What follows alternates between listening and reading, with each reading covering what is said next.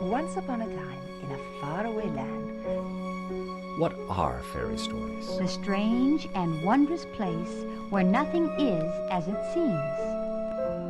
Magic mirror on the wall. Who is the fairest?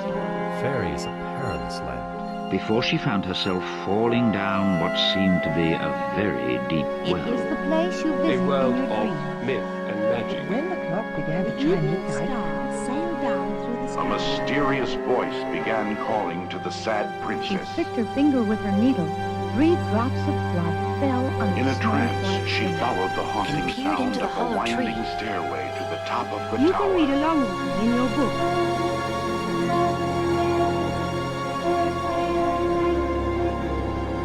she waved her wand and said the magic words. Let's begin now. Well met, witches. We're gathered here today to discuss a piece of sacred lore, and this story has been brought by a guest. I'd like to introduce everyone to Casey Freeman from the Black Magick Podcast. Do you want to go ahead and introduce yourself, Casey? Sure. Hello, everybody. My name is Kenneth, but I go by Casey. I prefer Casey. Like I said, from the Black Magick Podcast. Little me down in Raleigh, North Carolina, doing what to do. Wonderful. Thank you. Welcome. And we have Dave the Weathered Wise Man. Dave, why don't you tell us some more about yourself? My name's Dave Gaddy. I am originally from North Carolina, where Casey's located, a little town called Monroe, but now I am in Atlanta, and have been a practicing witch for what seems forever. But it's great to be here. Great to have you with us, Casey. Welcome. Thank you. And I'm Frater Aaron. I'm a graduate of the Mystery School of the Fellowship of the Phoenix, which is a queer neo-pagan order originally out of Chicago with temples in Seattle as well. Today we're discussing a Yoruban oral tale from West Africa. It's also been spread throughout the diaspora, and it was suggested by Casey. Casey, what made you think of the tale that you're going to present with us today? It resonates with me a lot because I am a licensed clinical social worker. But also just where I'm at in life, and when I also look at like where we are as a country and where we are just as humans, I just have to keep reminding myself about leading with love and wishing that more people were leading with love. And so this story, when I heard it some years ago, just has always resonated with me, and I always find myself going back to it. With that, why don't you give a quick overview of what the tale is, and anyone who is not familiar with it, you can go one episode back, and we have a recording of Casey narrating the tale for us.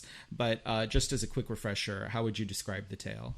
Yeah, so basically it's a tale of the creation, sort of like the creation of the world, where the world had already been created, but the highest being, the highest power in the Yoruba tradition, Olodumare, had commanded a set number of the Orishas to go down and basically make this world a good place, a habitable place. And of this group of 17, there was only one female Orisha, who is Oshun, the goddess of love, sensuality, sweet water, honey. And when they go down, these male Orishas basically ridicule her. They say that what she brings to the table is not of worth, it's not of note, it's not going to help them in the creation of this world. And so, offended, she leaves. And basically they find that nothing they do bears fruit, nothing they do stays up, nothing they do is good, because Oshun has left. Oshun is not with them. But where she has gone, nature is flourishing, beauty is flourishing. And so when they finally go back defeated to Olodumare, Olodumare is like, wait a minute. I sent 17 of y'all, one person's missing, what's going on? And they say to Olodumare, we offended Oshun. We did not see the value in what she brung. And he tells them, you have to go back and you have to apologize and you have to get her back on board. And they do that. But they find that, by this time she is pregnant. And she says to them, listen, I'll forgive you. But if the child I'm bearing is a girl, there's going to be destruction, there's going to be war, there's going to be famine. But if the child I'm bearing is a boy, there will be abundance and blessings. And so they basically they look to figure out, what is the gender of this child, and they find that, the gender of the child is female. And so they begin to lament, but the father of the child, whose name just now slipped me, basically uses his power to command that the child become a boy. And it does. And she gives birth to this boy who ends up becoming the right hand of his father. And it's so prominent that anytime that divination is done in this system called Ifa, the son is always there and he's always consulted. And so the world is good. What Olodumare wanted to happen happens, that not only male and female work together, but everyone saw the worth of love, of sensuality, of joy in what they do. Now, starting almost towards the end of that, looking at it from USA 2023 perspective, do we see like intersex and transgenderism in that trans boy child at the end of the story? And I think it's so, again, looking at it through 2023 eyes, when I first heard the story and read the story, it wasn't a big deal to me. But now looking at it at where we are, I think it also, it speaks to the fact that what people are trying to make us be fearful of is not something to be fearful of, that beauty can come out of this as well. So I do think it's so relevant and something that people, practitioners and non-practitioners may need to look at and think about. Like, here we are talking about a tradition that is, old, generated way before people were really up in arms about a transgender issue. With there is no transgender issue. You live how you want to live and you are who you are. But before this became a big political talking point, here's this tradition that speaks to the fact that this child was changed in the womb. And it was a blessing for the world. And so I think that's a great thing that people need to reevaluate. Yeah, that's a beautiful way that you stated that, as opposed to being something uncomfortable or fearful, actually something of beauty and a blessing. And then kind of staying with that theme, but returning to the beginning of the story. So Olodumare, you referred now as he, and I've usually referred to or heard of the creator referred as he or before gender. But in the copy of the story, they used she pronouns, which I just was surprised about and thought that was cool, especially if it's a being that existed before gender polarity. Do you think that was specifically that that transcriber's way of like balancing the roles of something that didn't need to be referred to as male pronouns, or do you have any other thoughts about that in general? Yeah, I think that just in my research, I found a lot of practitioners who are more who come from the more Nigerian, Yoruba, Western Africa lines usually refer to Olodumare as he, but then a lot of the ones that come from the lines that are based out of the Caribbean and Cuba will say she. But I do think it's interesting because when you get into the older translations and you really look at the Yoruba religion, it is a non-gendered being. And so I think that kind of speaks to, I completely get, especially if someone is coming to these practices with a lot of church hurt, as I call it, I completely get wanting to look at your highest being now as being she, because you come from a place of this patriarchal oppressive system. And I say he because I'm so used to saying he. Yeah. But I think that either way it works. And in my opinion, I almost feel like if this is the Black gay Southern man coming out of me, I almost feels like, especially for this situation, it makes more sense for Olodumare to be a she, because that is what I'm used to seeing. The woman goes and tells the man how to fix these things, and then there's a woman who's assigned to oversee everything because they ain't gonna get it right. That's great. Yeah, I can so identify with that. That Southern church lady. Because I'm sorry, in the South, women run the church. Yeah. And that's it's so funny. We say that all the time. Like, the pastor is who the pastor, but the first lady and the mother's board run the church. Mm-hmm. So I feel like I picked up a theme and took it where I wanted a little bit with where we started with the discussion. But then as the story progresses, gender role and discrimination is a main theme for for the remainder of the story. So Oshun, one of the descriptions it gives of her, and almost a reason that the male Orisha don't take her seriously, is that her tools are the mirror, the fan, and the jar of honey. And I thought we could talk a little bit about each of those.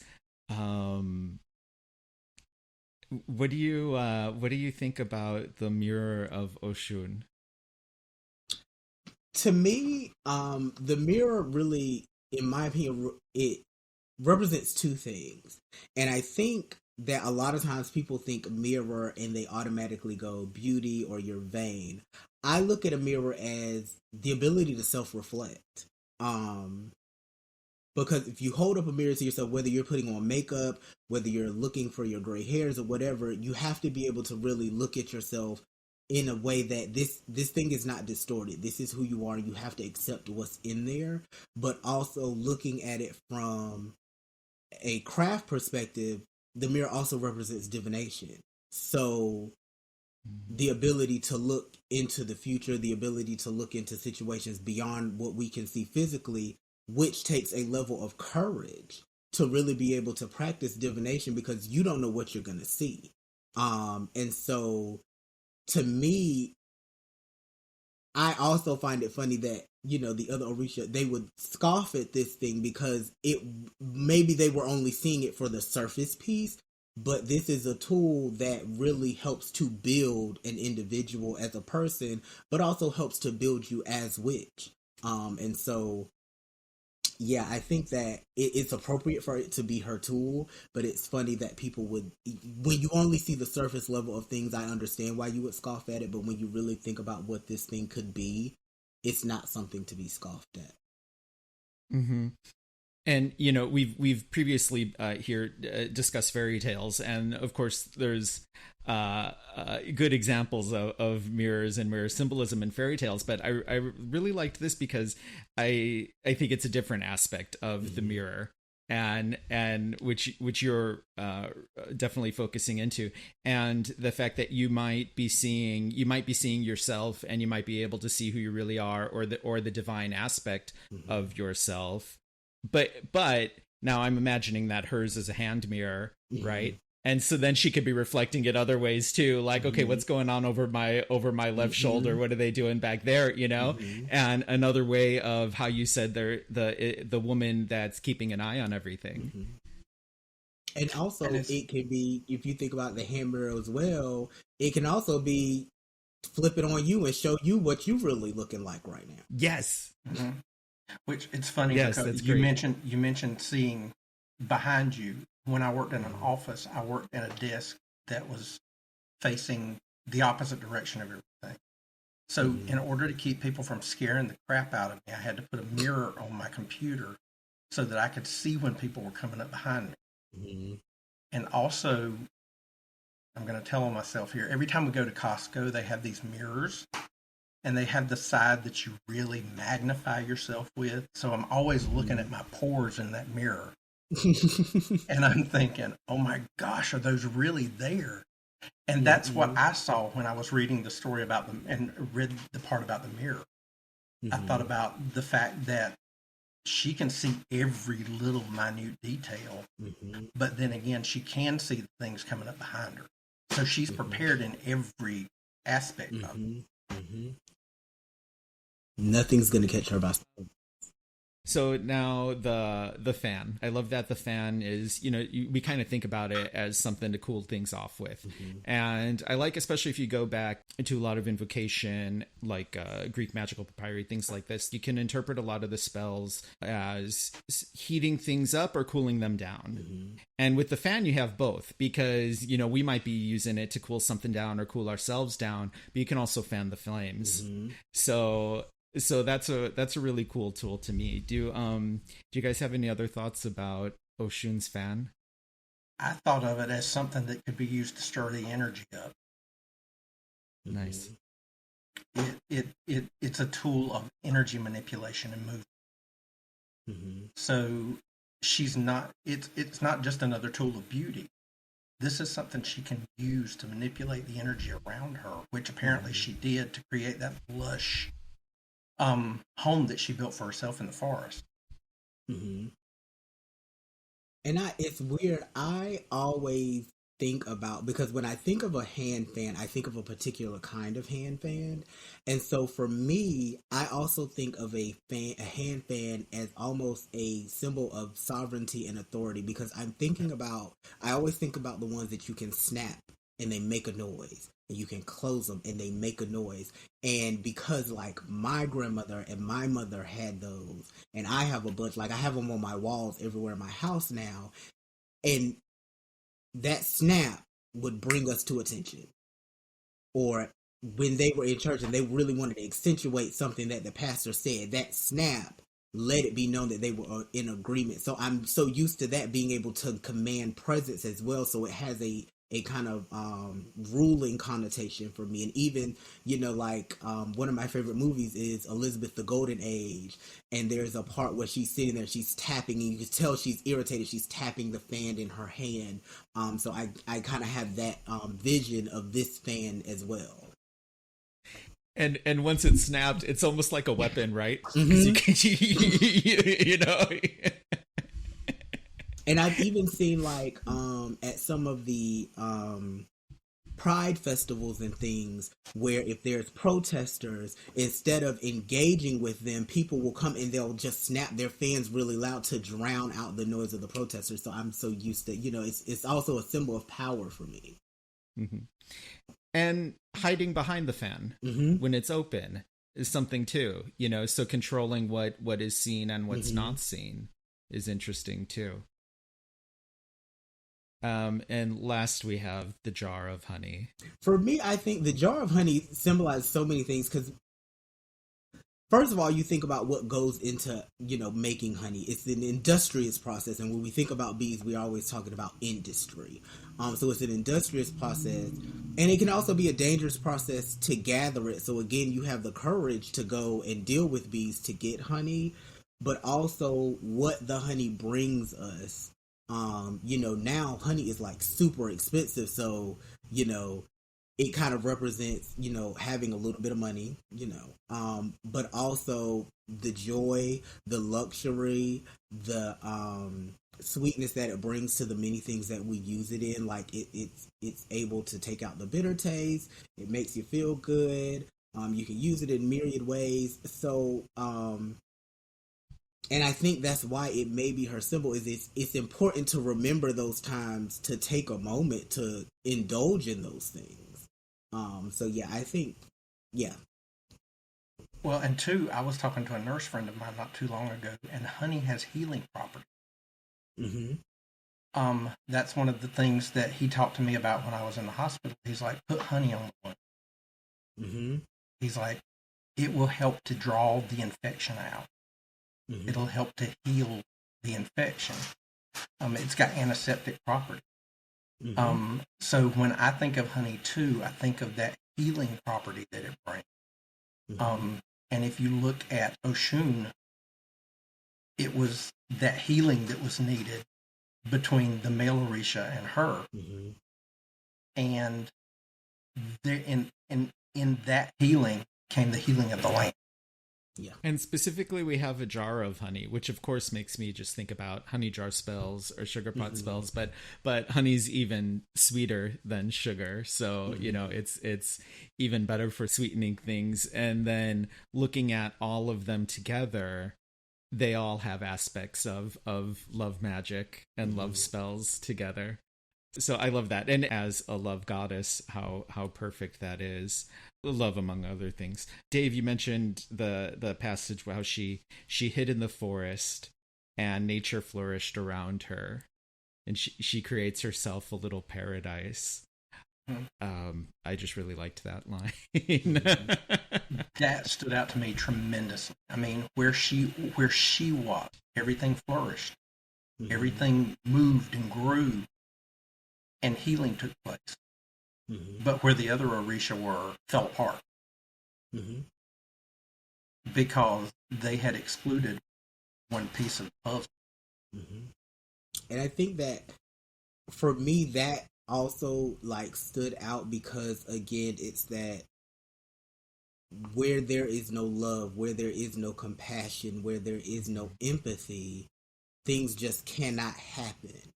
But where that is, in and of itself, it can create beauty. Without it, nothing can be done, but by itself, it can still be a beautiful thing. Well, and that's one thing that stood out for me too. The other Orisha were able to create, but it wasn't able to stand on its own. They created all this stuff, but it kept falling apart.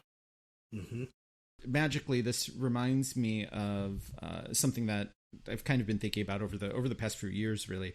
But people who seem to work with the wrong types of deities for the type of goals that they have in their life, and I seem a little reluctant to say that because in one sense, I do believe, and I hear people say, it's Aphrodite is not only a goddess of love. If you have a close relationship with her, use whatever, work with her for whatever goals you're trying to achieve. And so, you don't have to go through the Rolodex of, okay, this is the goddess of ... But there is something between like fertile and creative forces and more limiting and destructive forces. And that's a little bit kind of what listening to what you both are saying about that passage reminds me of, like trying to accomplish the creation of something new, but with forces that are not ultimately creative. All right. And a lesson that we could pick up from that with our goals and in our craft as well. Yeah. When the male Orisha realize that they need Oshun to help them populate the world, she gives them the prophecy of the child. If it's female, there's going to be destruction. However, if it's male, she's going to be able to help them, and things are going to turn out okay. There'll be peace. And I was really surprised when I was introduced to this story and saw that, and I had some thoughts about that as far as like other myths, but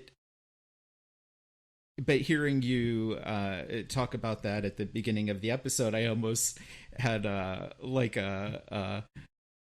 feminist impression of, okay, because if there's another female, there's going to be two of us, and we're going to tear shit up.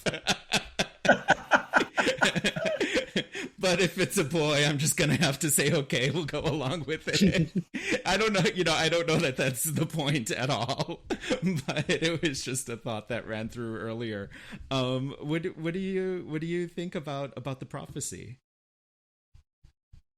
I kind of had this thought of like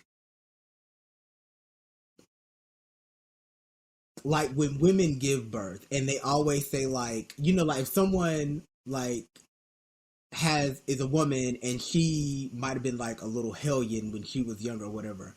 And if she's gonna have a girl, people always tell her like, "Oh, your girl's gonna be 10 times worse than you because you gonna get it back. It's the karma." And I kind of thought about it that way, but then I also thought about like when you look at other pantheons and other mythos, like for instance the Egyptian mythos, anytime that Ra is sending down vengeance, it's always one of the female goddesses. So it seems to me that in a lot of mythology, vengeance does belong to the fairer sex. So I don't know if that, just runs in that scheme, but I did kind of think that too. Like I was like, well, why, if it's a girl, why is she gonna go off? But Mm-hmm. Well, but if you even look back into the biblical time, or the biblical mythology, Eve was the one that brought on the destruction, supposedly, because of the eating of the fruit. Yeah.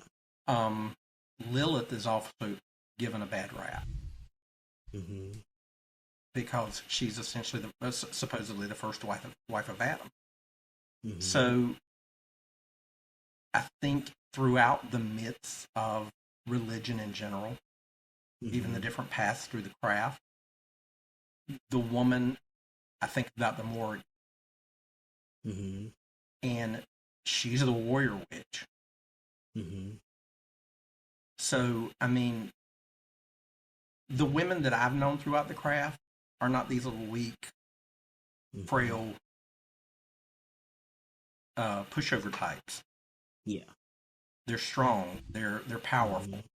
I mean, they don't put up with shit, just like Aaron said. I started to get like a mythology association similar to you, Casey, where I went to the Egyptian myths, and it was almost like a prophecy of like the coming of Sekhmet, who's gonna come and punish humankind. Another surprising thing then that I found is that we have the tale then that is talking about the female being ostracized or at least not being valued for what she could accomplish. And then it ends sort of like, and that is the reason why women are not allowed to do these specific things. However, they need to be invoked in all other acts. I believe is how it was. And then there's examples of both sacrifice and divination. Does this story influence how you think of either of those operations of sacrifice or divination? I wouldn't say the story specifically has any influence on how I view sacrifice or divination. I would say it has influence on how I approach the craft as a whole. Just because I was, when I first started practicing, being serious about practicing, I would say I was one of those people who I wasn't necessarily finding myself in the craft as much as I was running away from the church because of church hurt. And so I had a lot of anger, I had a lot of trauma, and I was really approaching this through the lens of that trauma. So any and everything that resonated in any way, shape, form, or fashion with what I had left, I completely rejected, which included the pieces of compassion, the pieces of empathy and things, because that's what the church was supposed to be, but it wasn't. But through my own processes of healing, this story resonates with me to where, I will even say, like, here currently, one of the things that my family is going through is, unfortunately, my nephew was attacked in a racially motivated attack by some kids at his high school, and unfortunately, he did not make it. And so, we've been going through this thing, and I'm constantly thinking, as a clinician, how am I there to help my family process this trauma? But also, I do want justice to be served. And before this story, before I really integrated this into my core being, it would have been, I want vengeance. Now I want justice. I'm not putting my energy into vengeance. I am letting empathy lead. I want justice. And so I would say that's how it influences me, but particularly on sacrifice and specifically divination, I wouldn't say it influences me in those areas. Casey, can I get you to do me a favor and just define what justice means to you? Justice for me is an outcome that is equitable to the action. So, and I don't mean equitable in just because someone took his life, I don't need another life taken. But I need for the outcome to show me that the system valued his life and that they understand that the taking of his life is something that needs to be punished in a way that it is a deterrent to anyone else thinking about doing the same thing. That for me is justice.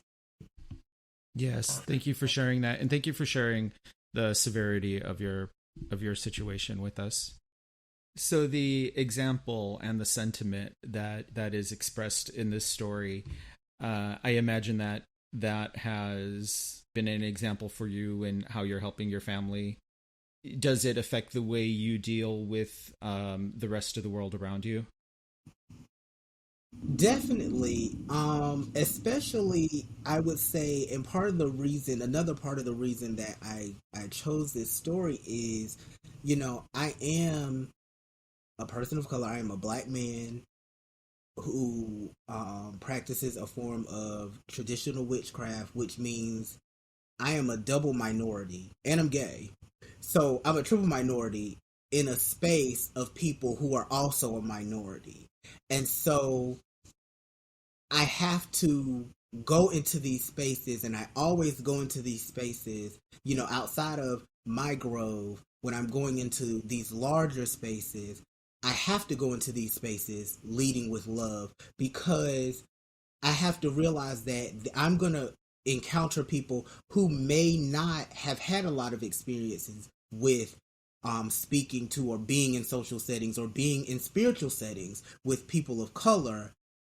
And I'm not trying to be offended by everything. I just cannot be, because I don't have the capacity to be offended by everything. And I had to come to the realization that, what, this may not be somebody intentionally being this. This may simply be a lack of knowledge. And when I'm leading with love, when I'm thinking about that, when I'm thinking about leading with empathy, it gives me the opportunity to be open to a teachable moment.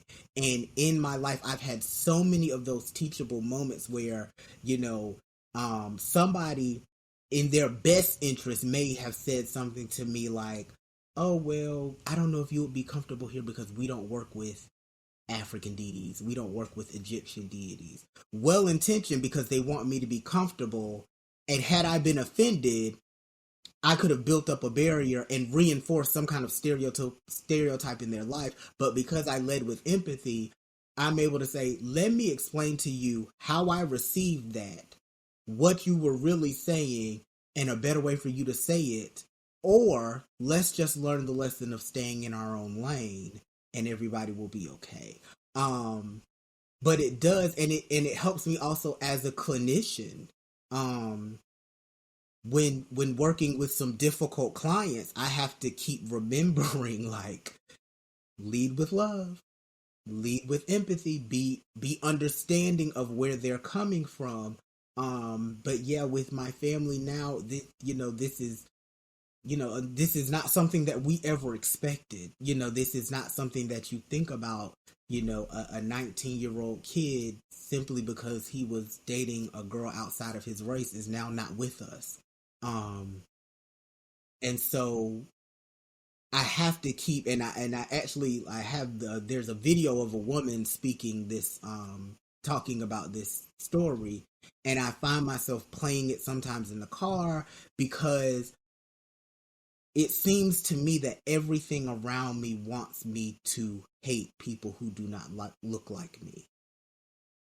I'm so grateful for the upbringing that I have because I was a military brat. I was born overseas. I've lived in multiple countries in multiple states. So I've not been inundated in just my little circle and those who look like me to know. And I truly believe that everyone who does not look like me does not hate me. But it seems that where we are now in this country, it is the expectation. And I do not ever want to be that person. I do not ever want to live my life in that way. I recognize the system is messed up. But I also recognize that every individual person is not a part of that system. And so this story helps me to remember, why am I doing things, even with, my own craft. And when I'm doing personal workings, I always go back to, well, why am I doing this? Why am I working towards this? And what am I leading with? What is my intention here before I ever do anything? Because I don't want to be leading from a place of hurt. If I'm remembering correctly, is that she's paired with Shango, and I'm sure it depends. I'm sure it depends on the telling, but while this story, it tells us why we should not be underestimating Oshun and the gifts of Oshun, it doesn't specifically trump the domain of Shango. And so then we have the a balance of powers, or the necessity of multiple forces in the world, and as you were bringing up, even vengeance, justice, love, and then of course there's spirits that'll symbolize balance, and so I do like that, especially in this version of the story, that that there is representation of the balance of multiple essences and emotion. And I think, like you said, I think that's one thing as well, is that the story didn't end that only Oshun could be the one to create. It was about coming together. So it does take everything to create in harmony. It's not one or the other. It's about the balance and the recognition. And that's another part for the story for me that was resonating, was that Oludumare said, you guys have to go back and apologize. It wasn't just go back and bring her back and tell her to get to work. No, go back and apologize. Recognize the mistake you made. And then allow her healing process of how she's going to come back. Right. Because then she gives the prophecy. One of my favorite parts was the fact that it says Oshun let them beg for a while. She's not going to let them off scot-free. She let him beg for a while, and then she's like, okay, but let me tell you something. I'm pregnant. And this is what's going to cause the healing one way or another. Of course, I was scandalized the first time I read that part, because I thought, who's she been with? She been in the nature alone. And I was like, okay, they're not humans. Just go with the story. But see, for some reason, it did not faze me at all, because all of a sudden my mind went back to the old Southern biblical Mary being impregnated by God. Then you get and Casey, I don't know if you know my background. I was a pastor for 1,500 years, so everything's filtered through that religious filter. So, like I said, I saw that same mythology as with the Jesus myth. Mm-hmm. Mm-hmm. And it's funny because different version of the story, like the first version of the video that I watch all the time says that Oshun just simply went into herself, knew herself, and gave birth. But this one says that Orunmila, who is the Orisha of Ifa, who is the Orisha of the divination system, is the father. So it's interesting that difference, but I think regardless, like you said, the fact that she let them beg for a while, like, hey, and I think that's okay sometimes to say, like, you're going to have to prove that you're sorry to me this time because you offended me greatly. I think that is okay to be said. Yeah, thank you for that. And also hitting back on the offense that we talked about, it seems like today, especially within social media, everybody has that opportunity to be offended. Mm-hmm. And it's the road that you choose to go on. Mm-hmm. I mean, I've watched posts made by different authors, different witches, mm-hmm. and somebody's just looking for something to argue about. Mm-hmm. I mean, I'll give you one word: warlock. Mm-hmm. That argument's been going on for years and decades and hundreds of centuries. But the thing is, what good does taking offense do? Mm-hmm. What does it accomplish? Mm-hmm. Does it make you right? Does it make you wrong? Mm-hmm. Or does it just make you an ass? Yeah. And I was having that conversation with a friend the other day of, I don't even mind you getting offended if you're legitimately offended, but what I want to see is, where is the reconciliation and the healing afterwards? Because it seems to me like people go from offense, and I'm like, how do you have the capacity to be offended by everything? And or the energy? Yeah, I have too much stuff going on in my life, but I'm more concerned with, if someone offends me, my reaction is, let me educate you on how you offended me, and then see how you react. Because if you say, oh, I did not know, and how do we correct it? I know your character. If you don't care, then you don't care. I know not to deal with you, but I'm not going to continue to put myself in situations to be constantly offended. And you're right. I have seen people argue over things, especially now, I think, with social media really embracing in a way that I never thought it would, the craft and the occult. People get offended by everything, and people get called gatekeeper by, and it's just like, who has time for this? And I'm almost like, I hate to say, I'm like, how efficacious is your magic if you're always offended? I agree. If you're constantly living in a state of offense, how effective is your practice? I mean, if you're walking in anger, yes, anger can stir passion, but what type of passion? And bringing us back to that line in the story where when Oshun was underestimated, instead of necessarily hiding inside a volcano and becoming enraged, she said, okay, I'm gonna do my own thing, and she made herself a fertile paradise with nature. And I don't think that that's necessarily the example, is that, okay, we should just go ignore everything and not deal with the problems of the world. But there's way to make things fertile and creative. Yeah. But I think that was part of it. I think she took that hurt and turned it into something beautiful. And I also think it's like what my grandmother used to tell me all the time: when someone offends you, especially when they offend you by doubting your capabilities, she used to always say, prove them wrong with your success.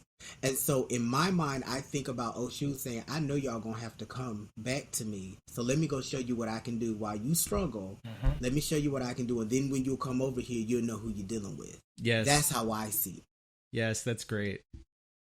The final quote that I saw here was that really stood out to me was, without involving Oshun in it, his or her food will not come out fine.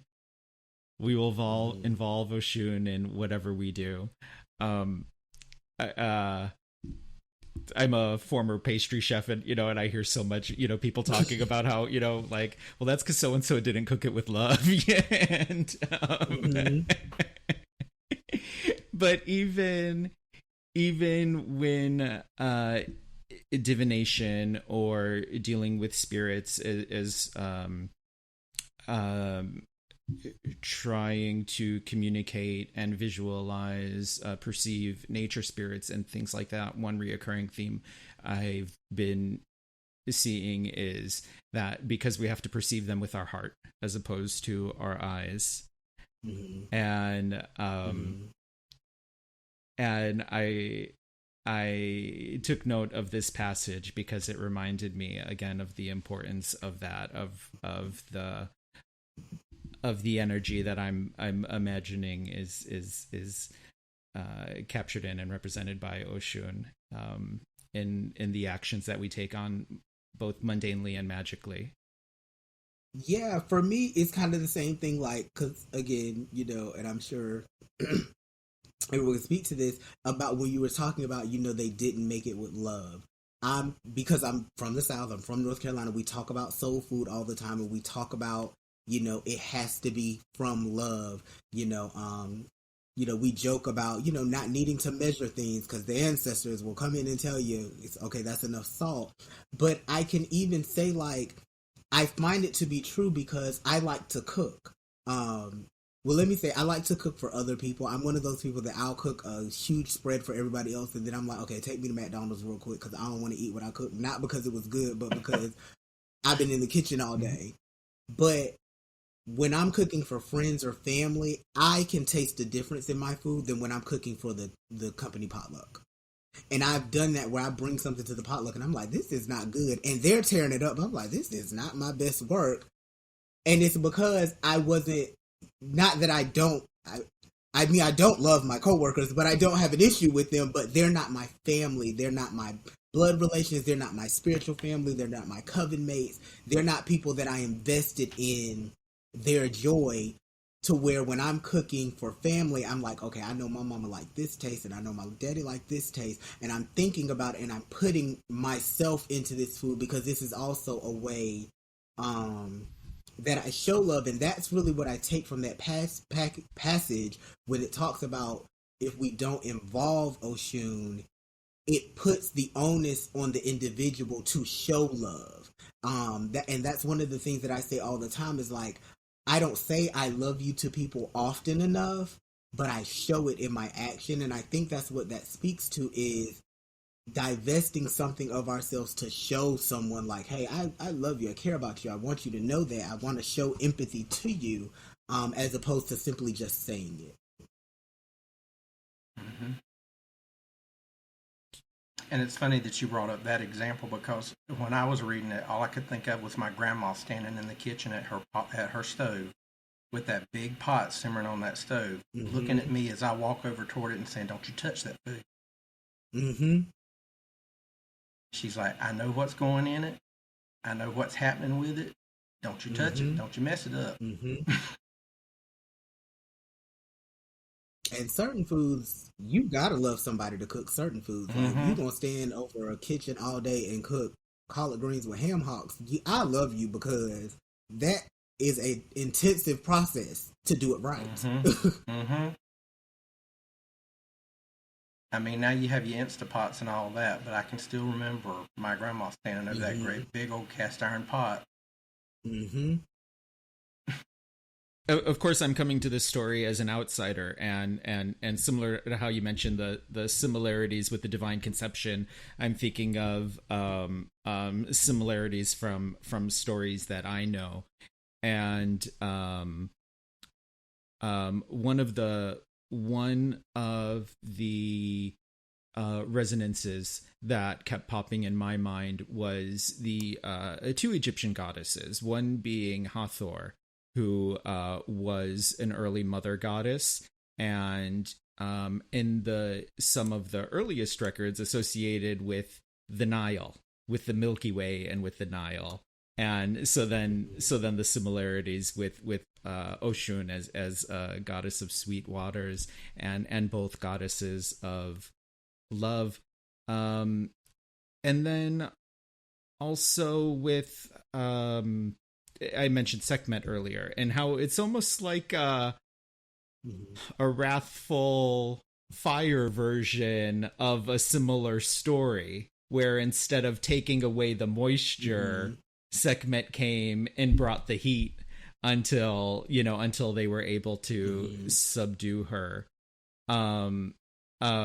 Were there any other echoes that you guys thought of? One, sort of kind of similar, but in a bit of a different way. But it's still that theme of a goddess going off on her own and creating on her own is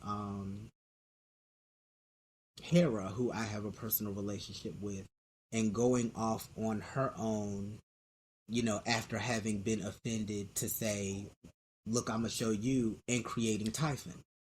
Now, the Typhon is not sweet nature. It's basically the king of monsters, but still that thing of what happens when you offend female sovereignty. Female sovereignty will show you that it is not to be offended. And that's kind of what resonated with me. Almost embarrassed to, or am a bit embarrassed to bring this one in, but again, going back to Oshun creating the lush nature around her, there's a story with the origin of Lothlorien in Tolkien's mythos, where I forgot why Galadriel went off, and it might just be that she was denied return to what they call like the Western lands, but so she finds herself in an unoccupied place in nature, and she says, I sang of leaves of gold, and leaves there grew, and I sang of a wind, and in the branches blew, and she creates this almost divine forest around her that doesn't age, and so I kept thinking of that actually when I was imagining Oshun and her forest, but of course that's a now contemporary literature source. But it was just something that jumped in my mind. Are there any other thoughts in how this myth might have arose out of ritual practice, or how we can incorporate it respectfully into ritual practice now? Definitely. I think that I know that, like, especially in traditional circles now, there's a lot of conversation about the necessity or unnecessity of gender roles in traditional circles. And I too come from a tradition that is for men, same gender loving men. But even in our circles, there is the understanding of the necessity of not necessarily polarity of gender, but polarity of energy. Kind of what you're speaking to earlier about, we need both the destructive and the creative. We need both the restrictive and the expansive forces to create, period. Whether we're talking about creating life, whether we're talking about directing energy. And so for me, I think especially when we get to the end of this story, it really influences my understanding and reaffirms my understanding that both are needed. I am a Capricorn Sun, Leo Moon, Scorpio rising. My chart is completely crazy. But my chart is full of very feminine energy. My chart is full of a whole lot of earth energy. and it shows in who I am. I'm a very ambitious, I hate to admit it, but I am an incredibly materialistic person. But I understand that in my friends, in my partners and things, I need someone to balance that. And I think also when we're talking about the craft, we have to think about that everything is not always going to be sunshine and rainbows, but that doesn't mean it has to be storm and lightning either. But to get to the sunshine and rainbows, you got to go through the storm and lightning.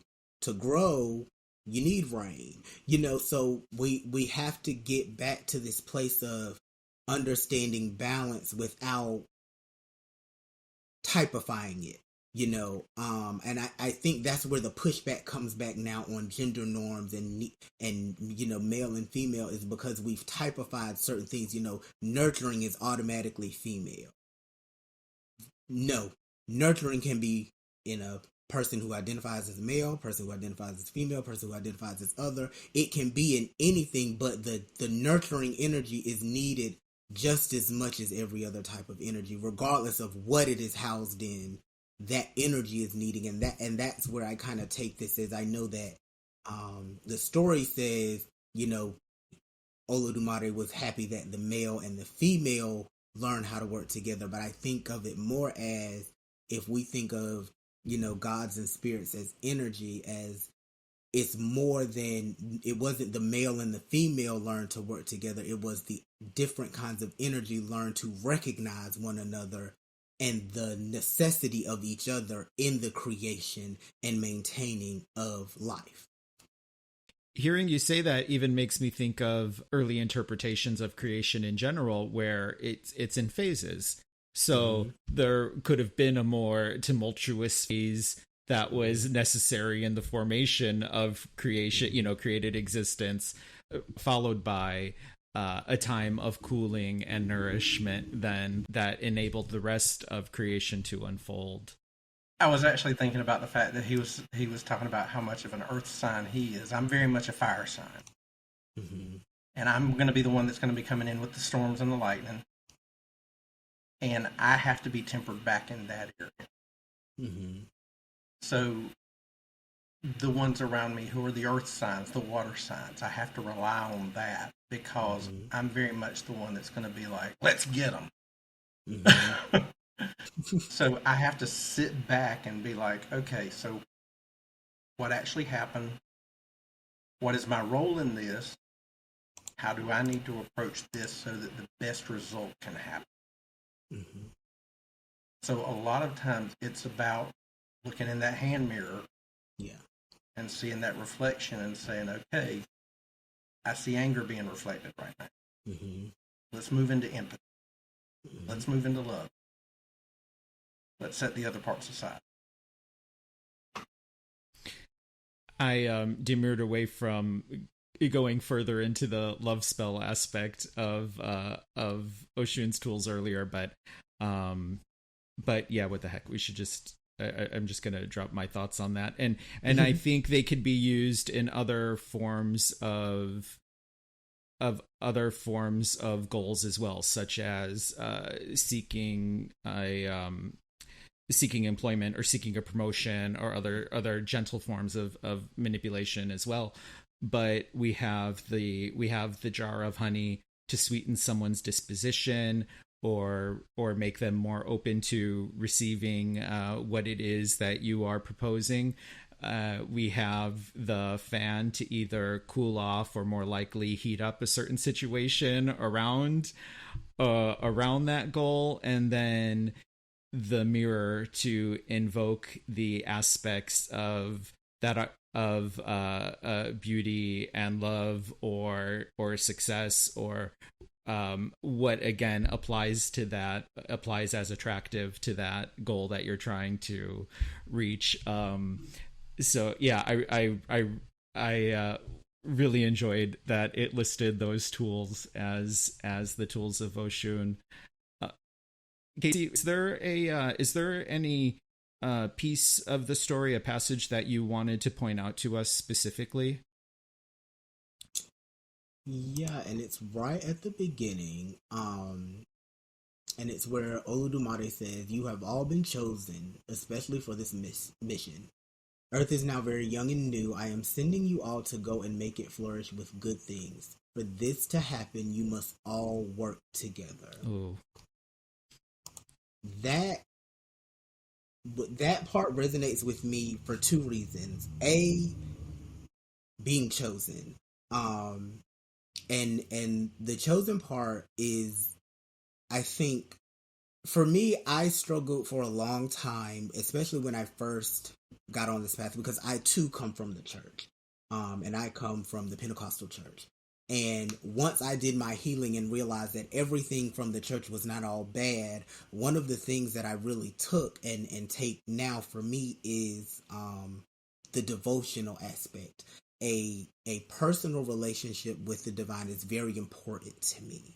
And so for me, again, I work not exclusively, but primarily with Hera. Not as she is perceived now as this very, jealous, goddess of marriage, but really as a goddess of sovereignty. And I used to run from being chosen because being chosen means responsibility. And so when Oludumare says that, you have been chosen, it's really saying you have additional responsibility, but then says, but you must work together. Not I'm asking you to work together. You must work together. And so I think that for me, the reason that it resonates now with me is with everything going on in the world and kind of how we were speaking to people always being offended. Part of the reason that we're not seeing things get done, especially us, in this community, is because we're not working together. We're not having conversation with one another. I think that, maybe if the Orisha had sat down first and before they even got to work and had a conversation with one another and kind of asked, what is it that you bring to the table and what can you do? Oshun would have never been offended, because she would have been able to say, this is what I bring and this is how it will flow with me. And I think that we, even as, a community of practitioners and witches, regardless of tradition, regardless of path, when we say, for the most part, we all say that we want to work against systems of oppression, but we haven't even really defined what oppression is for us as a community, nor recognize that we all suffer oppression in different ways. And so that resonates with me of you must work together for this to happen. It need cohesion, cooperation, concerted effort are needed in order for the good things to happen, or else we're going to keep building these structures. Like we said, the Orisha were able to build these things that simply did not last. They were not efficient. They had no effect whatsoever. Thank you for that. That was enlightening. Dave, do you feel like giving listeners a guide on how they can contemplate these topics in their own sacred reading or sacred listening practices, or not? It's actually funny because that first paragraph is the one that captured my interest from the beginning. So that's the one that I concentrated on as far as the sacred reading. And if you look at it, it says, with her powerful voice, she said to them, you've all been chosen especially for this mission. Now, if we sit back as witches, anyone in the craft, what is our mission? Mm-hmm. What is our direction? Is it one that we're often little shards of pieces of things here and there? Or do we have one combined mission that, because all we see are the differences in each other, that we're not looking for a cohesive way to accomplish that mission? We're all here doing our own little thing. Oh, I'm going to do a spell for this. I'm going to do a spell for this. I'm going to do my devotional for this. And just forgetting everybody else in the process. And then she's like, the earth is now very young and new. If you think about it, the craft is still very young and new. It's still building. We as practitioners have the ability to mold magic into something phenomenal. But if we bicker back and forth about our differences, then we can't accomplish that. It's all going to fall apart. We can have the best intentions. We can set our intent as strongly as we could. But without that combined effort, it's all going to fall apart. It's just like Casey was talking about with justice.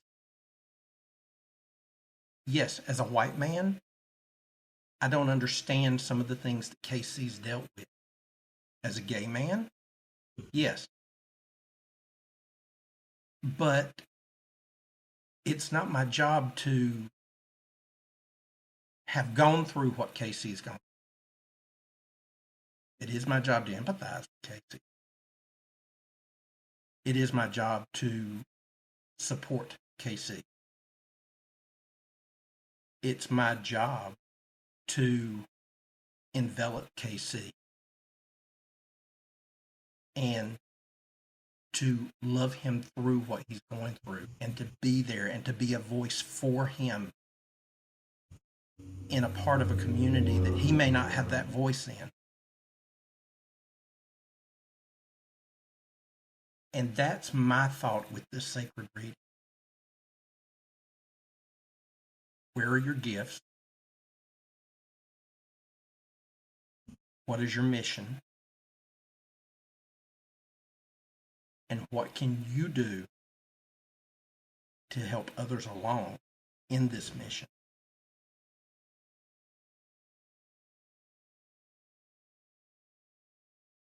So those are the thoughts that I brought away from the first paragraph. We're all in this together. The bickering's got to stop. I don't care if you're traditional, eclectic, Wiccan, love and light, hex them to death. Doesn't matter to me. Mm-hmm. What are we trying to accomplish as a community of practitioners to change the world?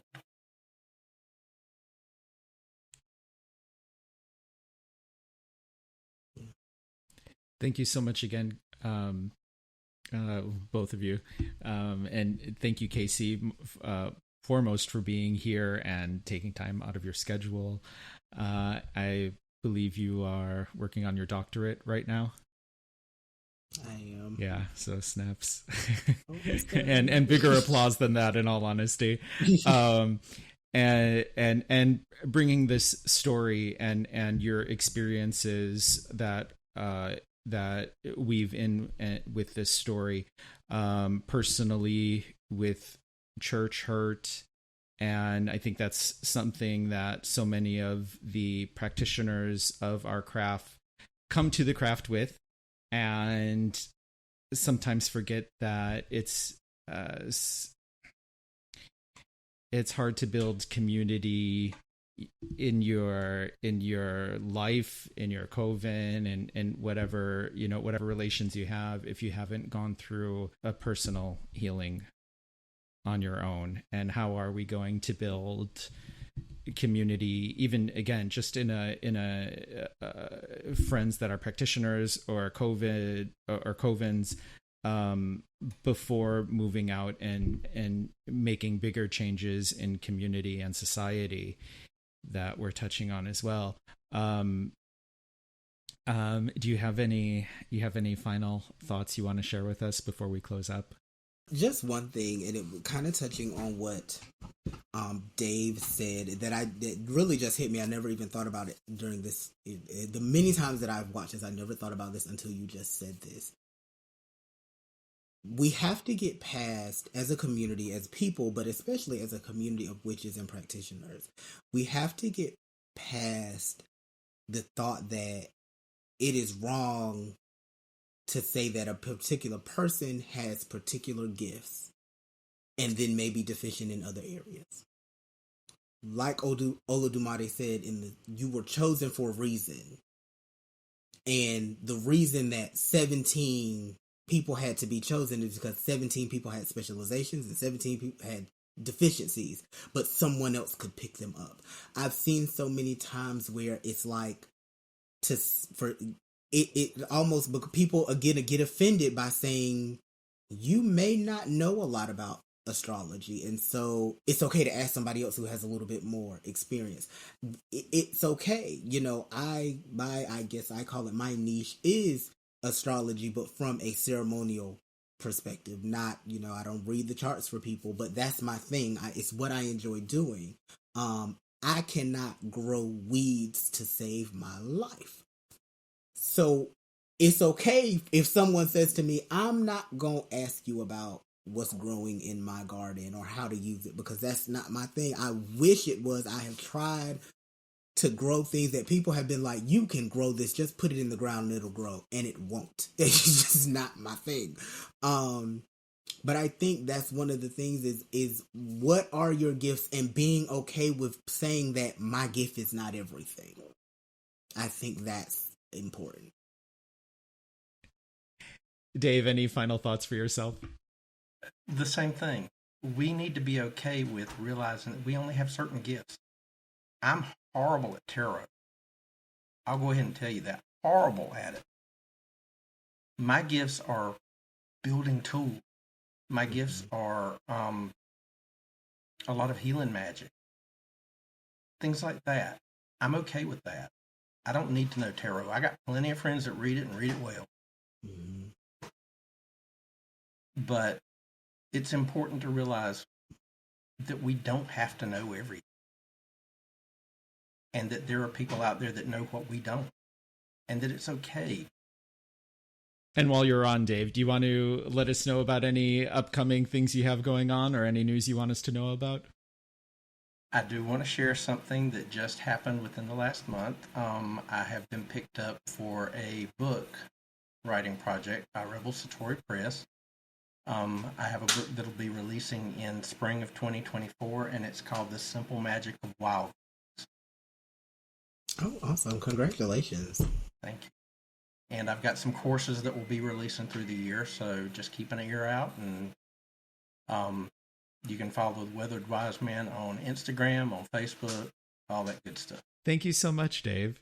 And Casey, is there anything you want to share with people out here about what you have in the works and where people can find you? Sure. So, of course, you can find me on Instagram with my cohort, I call them, called the Black Magick Podcast. We have been on hiatus for a little while, partially due to my fault. I was in the hospital almost all of 2021 with some major complications. And then people moved while I was gone. So I'm hoping to bring us back together, because I really do love our conversations and speaking about our experiences and perspective as Black men in this space. But because it's taking a little while longer, I decided to, kind of step out on my own.